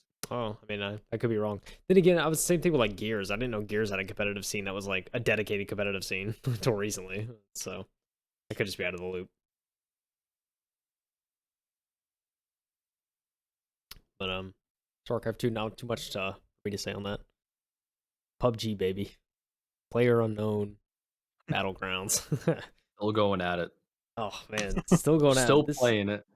Oh man, this was the game I know when I first got my PC in 2017. This was the one of the first shooters. I was like, bro, I gotta play this. Everyone's playing it. It was all right. I definitely sucked at the game, which didn't help. You know, not being not being great, but I mean, overall, I still had fun playing it. I think. Who knows? I haven't revisited the game in like maybe a year or two, personally, but um, I don't know. And I mean, especially like there's an article recently stating that TSM they pulled their PUBG team. They're not like in the scene anymore. SSG pulled their PUBG team. Who knows who's to follow? But it seems like they're not really not too focused on the esports side of things, especially as of recent. So who knows, man? Maybe the game is I may have to revisit it. Maybe the game's good now, but yeah, or maybe I'll enjoy the game more. I should say. Yeah, I know Preware you played it recently, right? Yeah, we can say I played it recently. Kind of just landed and tried to find 17 attachments to put on one gun, but whatever. See, Yeah, that's the thing with battle royale games is like if you just take attachments out of the loot pool, I feel like everyone would have a better time playing it. yeah. Yeah, Through where all you Fortnite, had to right? do is just pick up a gun. Yeah, just pick up a gun, like you know how guns. Well, not PUBG, I don't think. They don't have like a color rarity, but like Apex, for instance, they have like a white, blue, Yeah, purple, Yeah. if they just like put the default attachments on those guns, I feel like it would just be like take a little bit of RNG out and increase the loot pools, and I feel like it would be better. But Yeah, that's a good idea. I feel like Yeah. battle royale games are kind of getting stale now. Yeah. Yeah, you're not wrong. I mean, has there been a new battle royale that's come out recently? Aside from, I think the most Modern Warfare probably that had actual success Yeah, because Warzone. Hyperscape tried to come out and that lasted like 2 months. Oh, yeah, I forgot about the game. Yeah, It's this. shutting down, I think, this Oh, month. it's Really? gone. Oh man. Uh, Oh yeah, yeah. Jeez. It's They like integrated with Twitch and everything. Everybody thought it was awesome, and then nobody played it afterwards. yeah. I'd say it's the same case with like Realm Royale too. Like that game, Yeah, I'm pretty sure that game's shut down now. I don't know. It's like there was that game. Radical Heights was another great game. I enjoyed that game, but it oh, didn't dude, last. Radical Heights, I love that game. It was Whenever fun, we man. I played thought, that, dude, it yeah, I was thought it was awesome. fun. God, That man, was that game such a sick game. yeah, game didn't last though. It shut down pretty shortly after. It's Uh, hard to find, I guess, a hitter. You know, which who knows? you gotta, That's maybe why we haven't seen like a battle royale in a while, right? Just because it's kind of like so many people have tried, and it's kind of just like, eh. well, even with like H1Z1 too, like that was a hit. That yeah, was a success. But the developers ruined it. Yeah. They ruined that game. And And that was the thing too. When H1 was out, they were kind of doing a league, right? Like they were going to start a yeah, league, and they had like yeah. one major tourney, and it was pretty cool. But then like that was it. They had to shut the league down because they didn't have and funding. then Summit punched like- his monitor. Yep. Yep. That's actually a good We point. got that like infamous clip of Ninja screaming, "You kiss your mother with that mouth." Yep. Oh man. Yeah, man, nobody talks about H1. I mean, I did hear like a year or two ago, Daybreak Games did got great English. They got bought out by some I think somebody in the Chinese market. So there is a possibility H1 gets rebooted. Yeah. Yeah, I hope so. Same. It was a fun game for we'll when I see. played. I remember playing that. Let's see. Number 7 on this list, Overwatch. I know we've all played that, right? It's not Yeah, too much to say, you know. It's a very team-oriented FPS. But 21.7 million total prize money awarded, and that's definitely going to increase this year with OWL coming back. Another franchise league. Those I know I certainly have my opinions on franchise leagues. I know Mike does. I know you do, Preware. I know we all do. Yo, well, hold on. That says 21.7 million total prize money awarded, and it takes $20 million to even get into the league? Well, I know that's for COD, that's right? No, that's for uh, Overwatch 2. Was it the same in OWL? Yeah, I've never. it's the same thing in I've never been Overwatch on. 2. That's where they got that price point for Call of Duty. They got it from it's a Overwatch. scam. It's a 20 million scam. for a team franchise spot, and you've only given out 21 million. Dude, What? oh man. Not only does that just like it's just crazy to me how they pay this much, but it's like it also becomes from like a pro player perspective. Like these like pro players getting comfortable, right? They don't want to like I feel like if you have a guaranteed salary, like what's the point in driving to be the best competitively if you're like why would I want to win like all this money when I'm comfortable right now? You know what I mean? Like that's kind of my Yeah, thought on it. I don't know, maybe that's too pessimistic, but like no. If you're that good at the game, your competitive integrity and your competitive drive is going to overcome that aspect of the money. You know what I mean? And yeah, so if you get to that point where you're getting a comfy enough salary where you're like okay with second place, then you didn't deserve the salary to begin with. it's a good point, yeah. I mean, that's just like because you're paid to be competitive. I think the only thing that the money's going to do to them is they're less likely to actually stream and create content for the org that's paying them. Right, yeah. And I guess I that's think, kind of what I was getting at, yeah. Kind of like yeah, so cool. I mean, yeah, I but feel like great content can come out of some of these pro players too, you know? Like mhm. they just don't. But They don't do it. Do you know how many people right now want to watch Pistola stream from Halo oh, 2 so or many of it. for Halo Infinite? He just got dropped by Optic Gaming. I want to know how good he is. You know what I Right. mean? Let's see him I play want to me. see what's going on with that. I want to see like I don't know who the biggest players are in Overwatch. Do they stream? I don't either. I just know XQC came out of it, right? but he, And but and Tim, sort of, yeah, sort of. the only way you know about XQC though is because he started being content. He started creating content. Now biggest streamer Yeah, on Twitch. Like, yeah, it's like I would yeah. have He's never. crazy big. Yeah, I would have never known, right? Unless he His she broke his out. logo on Twitch is Winston. Yeah, still like he hasn't changed it. And so many years later. XQC Overwatch. Yeah, I remember when he was playing with Tim. He was like a smaller streamer. Like they were just, Yeah, competitive. Yeah, so like I looked up last year, April 16th, 2021. For all league spots for 12 teams, it was $600 million that the teams had to put up. That's 20 million each. But at the start of season 2, the team spots were 30 to 60 million. That's ridiculous. And you gave out 20 million? Where did that money go? Man. That's crazy. why would any respectful org or do that ever? Right? That's crazy. And like that's what's happening to Call of Duty as well. Like Yeah, nobody's is. gonna pay that. I mean, if they do, they're not really smart with their money. But like, God, Come It's on, just a man. way, I think, for the developers to get more money. Yeah, Like, probably. once developers got a hold of the competitive like esports side of their game, it got ruined. There needed to be a yeah, separate organization that dealt with that, not associated and cannot be biased towards, say, Activision Blizzard. That should have been like a third party thing that got set up Facts. because Emoji. that is yeah, you're not ridiculous. wrong. Just for Yeah. season one, $600 million, and throughout its entire life, you gave out a fraction of that. I understand you got to make money, but oof, that's a Come whole on. league. Crazy. I know. You think they'd be able to bump this number up a little bit with the amount That should of be like Has to a money. billion be. by It's now. got to be wrong, right? That is not wrong. It is all over ESPN and everything. It's on Oh my ESPN. god, it is Yeah. accurate. The second playoffs of the Overwatch League saw the tournament's overall prize pool increase to 3.5 million. Oh man. Oh baby, it Oh man. fuels the franchise fire. Oh Jesus. Okay. We're gonna do some research on this and have an entire episode.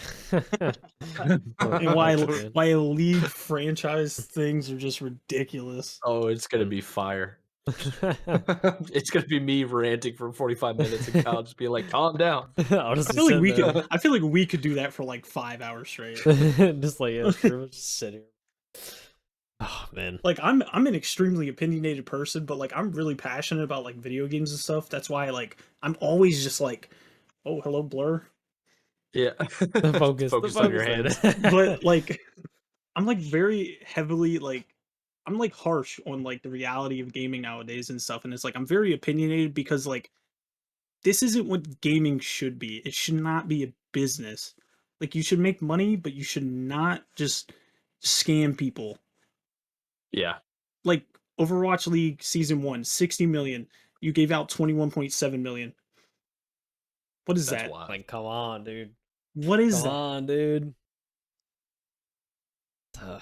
That's a tough number to swallow. And then season 2, it went from 30 to 60 million. It was in that range. And they're paying out 3.5 There's just no way. a dude. year. Yeah, like what? Oh. Oh, I could go on forever about that. Oh, Holy. brother. And we haven't even talked about COD.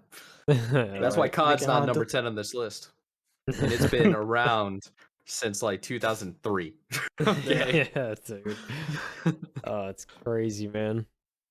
Oh god. Everybody, every single developer needs to just copy what's like not Square Enix, Psyonix did with Rocket League and the RLCS. Just copy what they're doing. The loot Just boxes. well, they got rid of tournament those. organization. Yeah, they did. But Oh man, the they game's got free to play rid. now. Yeah, congrats. Ooh. Can't Yeah, you earn buy keys credits. now. Can't earn credits. Blueprint system. I have an inventory full of blueprints. Do I want to unlock any of them? No. Yeah, same here. Same The here. only thing that Rocket League has given me that is worth any value was I was playing a random game and it gave me a titanium white Fennec. I was like, okay, Okay. free $80 in my account. Yeah. Hearthstone. Has Yes. anyone here played it? 'Cause I Nope. certainly haven't. Yep. Nope. Yeah. I know that's it's cool. popular. Yeah, same. I know it's It's popular. crazy popular. 2014, he came What's out up? 21.1 million revenue, and tournament Hear- prize money awarded. Hearthstone is a 1v1 game, right? Yep. Yep. Yeah, that's why I Yeah. don't play it. I'm big into team. Giving out more than Activision Blizzard could with Overwatch. Yeah, they're Almost. about to. Yeah, not too much to say on that. Like card games, you'll love it, you know. Number 9, we have Here's of the Storm, another MOBA. Saw some gameplay of it beforehand, because I'd forgotten. I had assumed originally that Here's of the Storm was similar to, it was like another card game, and it actually isn't. It is a MOBA. Looks kind of, I guess, League-esque. I hate to I don't want to insult it, say it's like League. But anyway, but yeah, I mean, 18.1 million released in 2015. It's given out a decent chunk of change since then. But yeah, I don't have too much to say on Heroes of the Storm. I think that was Activision Blizzard's like twist on League. I think that's what they tried to go for there. Yeah, it might have been. Seems like there's a couple of cases of that on this list. Because like number 10's Arena of Valor, and I'd never seen any gameplay of this until like an hour ago. And essentially a 5v5 MOBA on mobile. So it's very interesting to see some of the gameplay of people just kind of like players just sitting on their phone, man, just like going in and winning tournaments, winning some money. It's pretty cool to see. But Yeah, they've given it's out awesome. Yeah, they've given out 14.5 million in total prize money awarded as of 2021, and they're still doing tournaments. The tournament this week, I think so. Still doing it, man. Not too much to say. Counter-Strike, of course. I mean, this is the OG Counter-Strike. This isn't CSGO. You know, this is a 2000 release Counter-Strike. Total prize money of 13.4 million across the early Counter-Strike games. That's crazy to think about. Yeah, 13 million over the course from like 2000 to 2000. Yeah, they played a little bit during CSGO because CSGO when it first launched was messed up. 1.6, yeah. Yeah. Yeah, it's crazy to think about. Like that much money in that short amount of time. Like wow. During that time, because there was like no prizes during mid 2000, like real money prizes. You know? Yeah.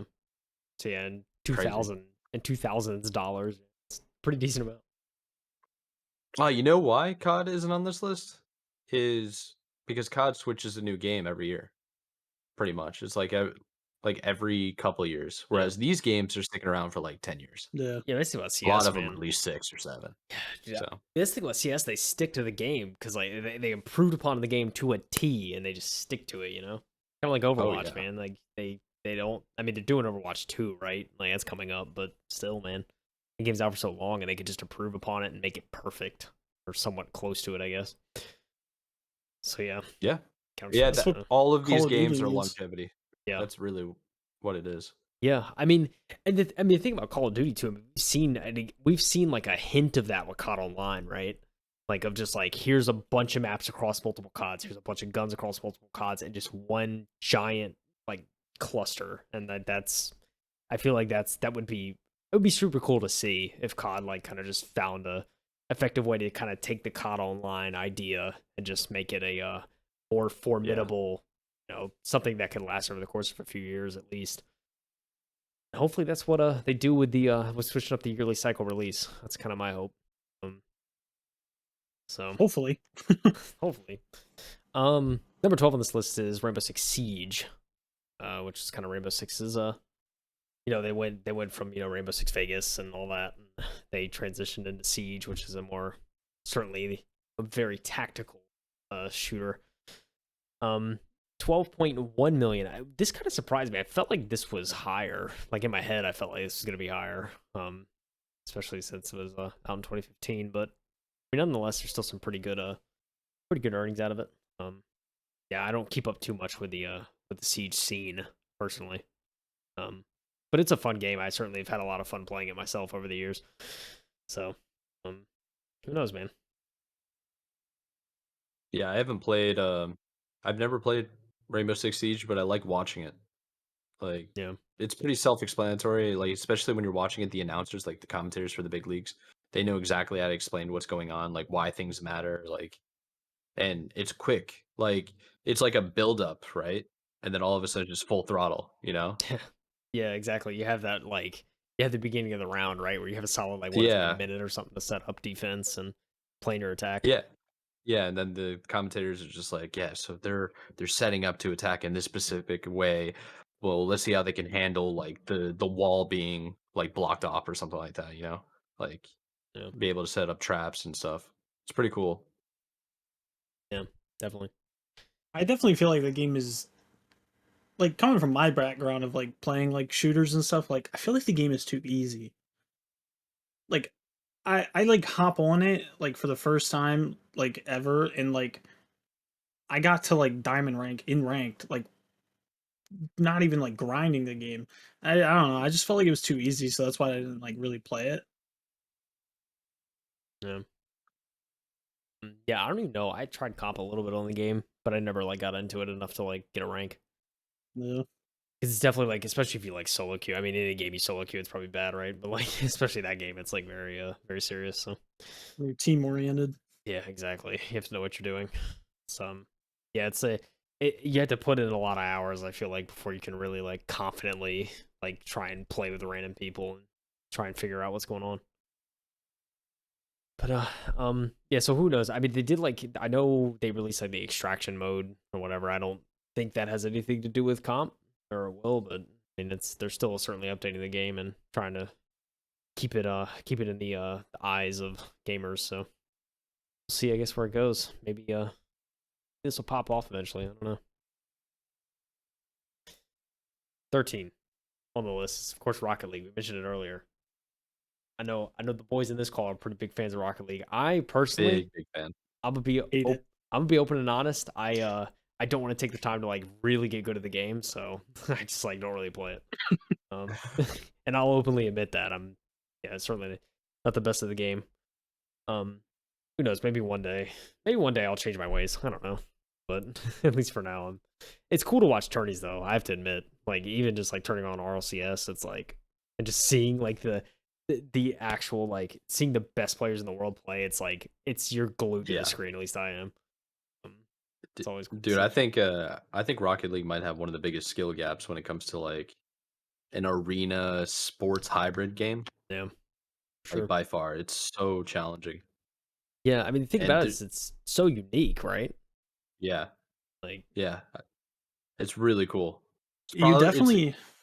Oh, my bad. Yeah, I was just gonna say it's like a tried and true game. Like, I don't know what to play. Let's play Rocket League. Just mess around. yeah, Doesn't matter. Yeah, that's how I feel on it too. It's just like I'll scroll through my Steam games and I'll be like, Apex, Halo, Rocket League. I'll play that. Yeah. See if I'll tilt really hard and lose 10 games, or win 10 games. Yep. yeah.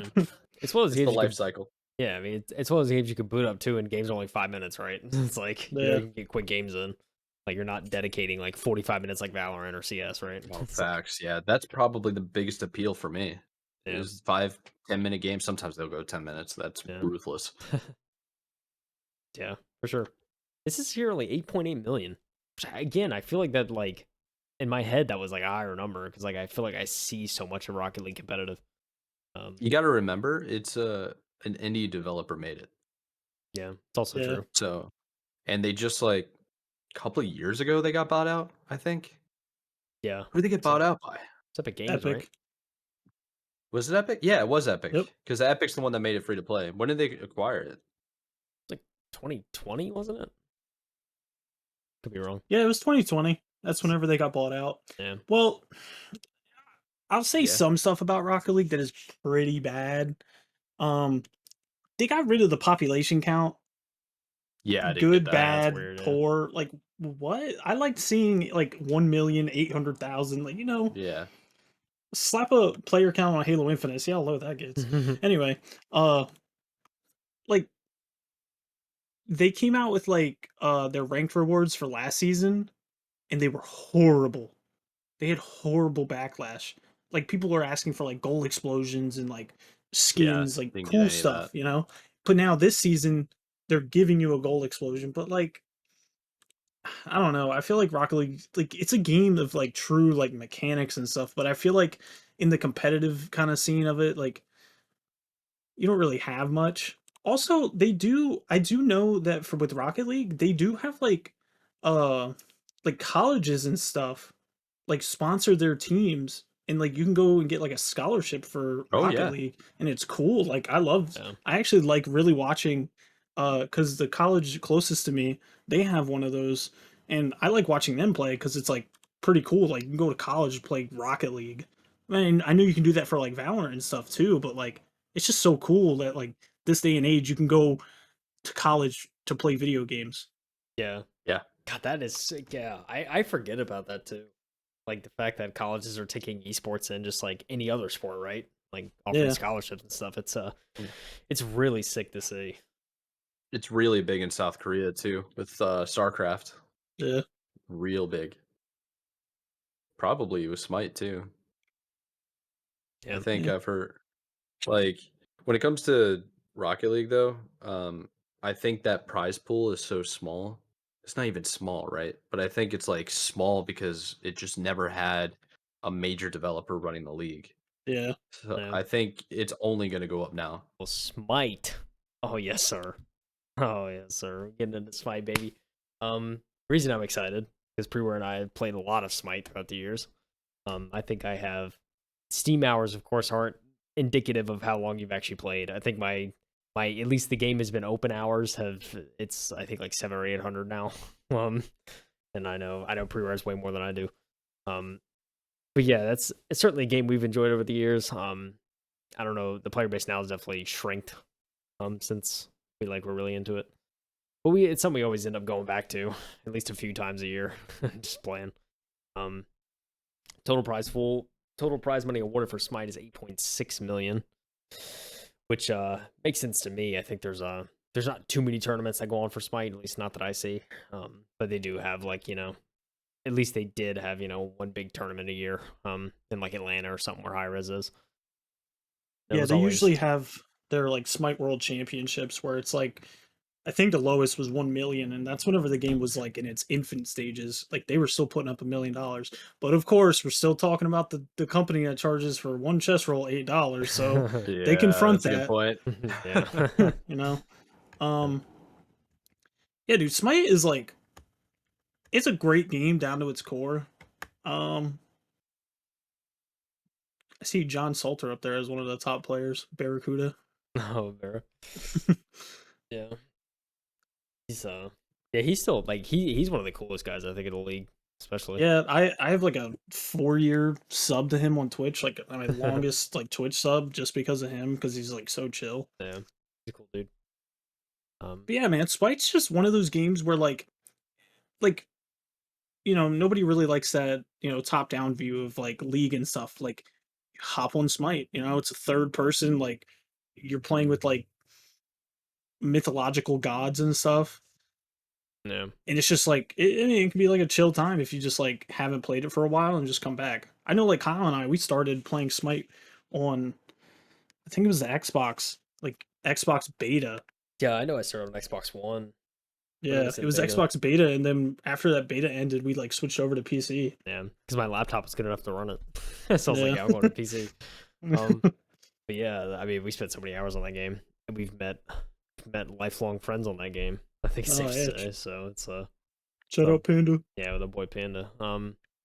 There's yeah, I don't know, man. I love at the end of the day, Smite's a fun game. I think And just the fact, again, like you were saying, if you don't like isometric MOBAs, this is certainly one to try because it's the exact same vein, right? You have your towers, you have your phoenixes, you have your titans or whatever that you have to defeat to win the game. It's kind of the same, sort of the same key concepts. So it's something you can control your character WASD and use your abilities, and it requires some aim and stuff like that. So it's kind of nice, like you have to be able to utilize some skill on that side, not only with just decision making throughout the game of when to attack and when to start fights. There's a lot that goes into it. But yeah, it's a game I'm certainly probably always going to return to and play every now and again. It's fun. Have you ever played Smite, Mike? I think I played it. I think I downloaded it once, played for like 10 minutes, and then I just didn't play it again. I don't know why. I think it was like one of those 3 a.m. games that I downloaded quick to play. I've watched it a couple of times. It looks really fun. Yeah. So to hear you guys talk about it makes me kind of wish I actually played it all the way. You know? Yeah. Watching the tournaments is cool too. Like I'll even tune into some of the league stuff. It's fun to watch and like see what the current builds and like comps are for certain gods, because you can certainly apply that to your own game. There's a lot to learn and stuff from watching. It's just entertainment too. Seeing like, because like you were saying, like Barracuda, it's cool to like whenever he's playing, it's like I always want to try and watch that game. It's like it's cool because he's like, I think he's an ADC, right? Mm-hmm. Yeah, so like he's an ADC, so he's like the fragger, right? So he's always trying to get killed. Like Oh, yeah. he always like gets insane like kills and stuff. Yeah, there's the guys everybody wants to watch. Yeah. Another thing about Smite, if we want to talk about their league, they took like it used to be like orgs would just go in and NA versus EU. Well, they moved their EU players and their NA players into Atlanta. Like everyone lives in Atlanta now. And like That's interesting. it's really weird, but I guess it's cool, but like they moved everyone into Atlanta, and like I feel like they play like all of their real like serious matches like in studio. Like it's the weirdest concept ever, but like it works. Yeah, it's kind of cool. Yeah.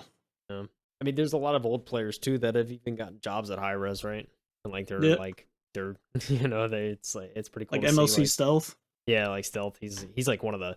I think he's like last time I heard he was like because he was one of the first like pro Smite players, and like now he's like last time I heard he was play testing. I think he was like he was a UAT tester or whatever for Rogue Company.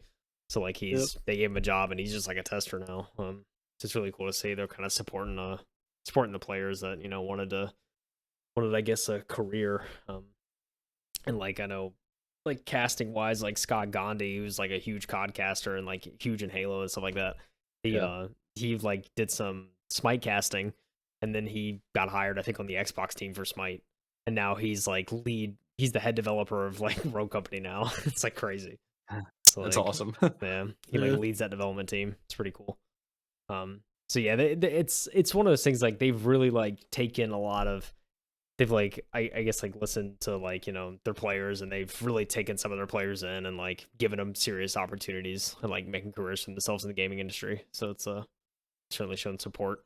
One benefit I guess for a smaller company trying to make a competitive game, really help people out.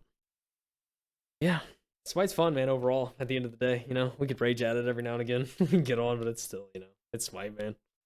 Every now and again, you mean all the time? I mean, yeah, facts.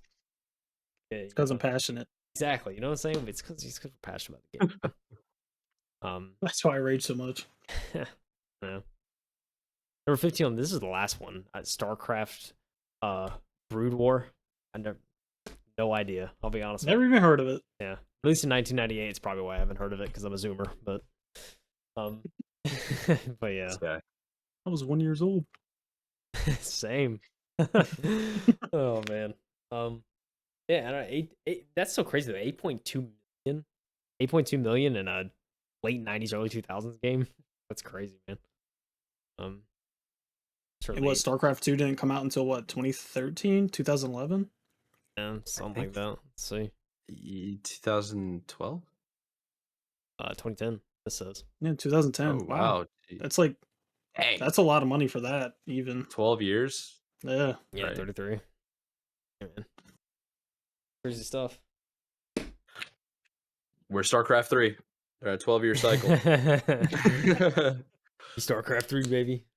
Actually, no, it gets announced tomorrow. That'd be amazing. Right.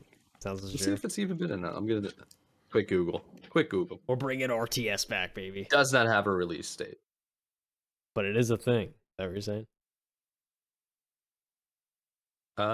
Fans likely. Where is it? Hold on. Click on the link and I'll lose it. Fans likely expect a sequel following the first 2 games, but that's not the case so far. Blizzard hasn't mentioned it once. No. Blizzard's being bought out by Microsoft, so we'll see. Who knows, man? Hey, Phil Spencer's all about bringing back some old IPs, right? So who knows, Yeah, that's man? an old IP, yeah. Who knows, man? Successful. For sure. Who knows what Phil Spencer's going to bring back with the acquisition? Hopefully nothing but good things. We'll see. I like that, man. Me too. I Me love too, that, man. Dude, he's ending console wars for good. Oh, dude. He's Oh, ending yeah. it. I wouldn't be surprised if they just got rid of the Xbox entirely and just went strictly PC. Definitely what's going to happen. I've been saying it. I've been saying it. I would not be surprised. I don't care about consoles anymore. And if they just oh man, this probably might be something they're cooking up. They might be like cooking up like low-end PCs that act like consoles, but they're actually computers, and just slap Xbox on it. Yeah.